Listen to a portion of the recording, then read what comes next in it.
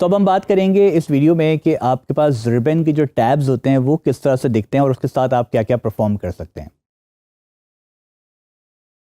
तो जब भी आप रिबन की बात करते हैं आपके पास कुछ टैब्स अवेलेबल हैं, जैसे होम टैब आपके पास हो गया जिसमें ज़्यादातर जनरल चीज़ें जब आपको डेटा को अपलोड करना होता है या ट्रांसफॉर्म करना होता है तो यहाँ पर आप जो है वो अप्लाई कर रहे होते हैं इस ऑप्शंस को।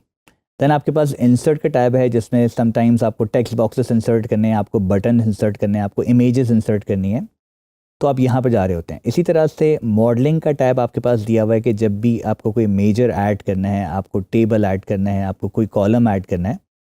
तो ये सारी चीज़ें यहाँ पर अवेलेबल होती हैं। और देन फिर आप व्यू के टैब पे जाते हैं जिसमें थोड़ा बहुत ज़्यादातर जो है हम थीम के साथ काम कर रहे होते हैं कि आपको कोई थीम अप्लाई करना है तो आप यहाँ से अप्लाई कर सकते हैं।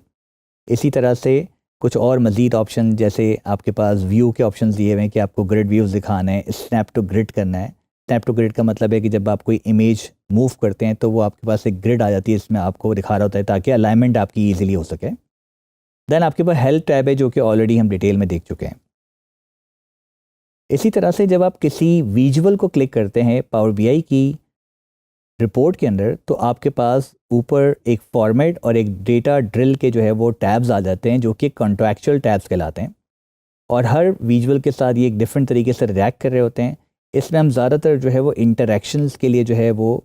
यूज़ कर रहे होते हैं और डिफरेंट तरीके से हम इंटरेक्शंस को रोकते हैं और उसको स्टार्ट करते हैं। इंटरेक्शंस का मतलब ये है कि जब मैं यहाँ से कोई ऑप्शन क्लिक करता हूँ तो क्या दूसरी विजुअल उसमें चेंजेस नज़र आएंगे या नहीं आएंगे, तो इसको हम पावर बीआई में इंटरेक्शंस कह रहे होते हैं जो कि आगे जाके हम डिटेल में एक्सप्लोर कर रहे होंगे।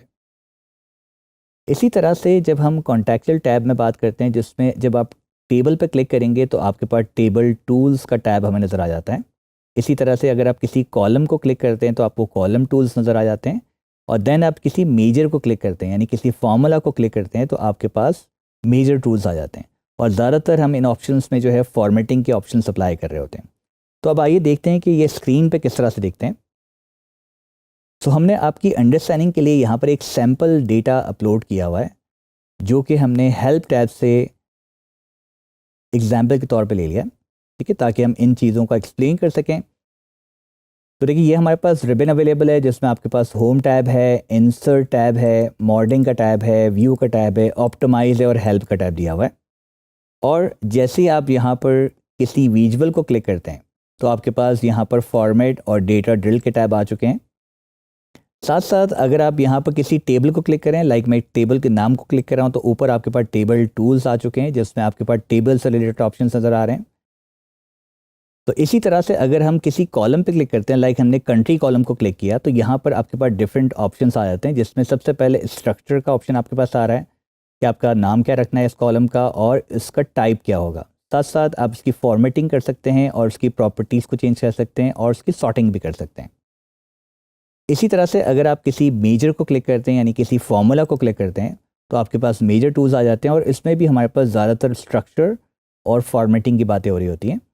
जब हम इस पर मज़ीद काम कर रहे होंगे तो इन ऑप्शंस को हम एक्सप्लोर कर रहे होंगे जब हम डेटा के साथ काम करेंगे। तो हमने देखा कि किस तरह से स्क्रीन का पूरा व्यू नज़र आता है। पहले हमने एक पूरा इंटरफेस देखा था और साथ साथ हमने अब जो है रिबन टैब्स के बारे में बात करी और फर्दर जैसे ही हम आगे बढ़ेंगे तो इन सारे ऑप्शंस को हम स्लोली एक्सप्लोर कर रहे होंगे ताकि आपको उसकी ज़्यादा अंडरस्टैंडिंग बिल्ड हो।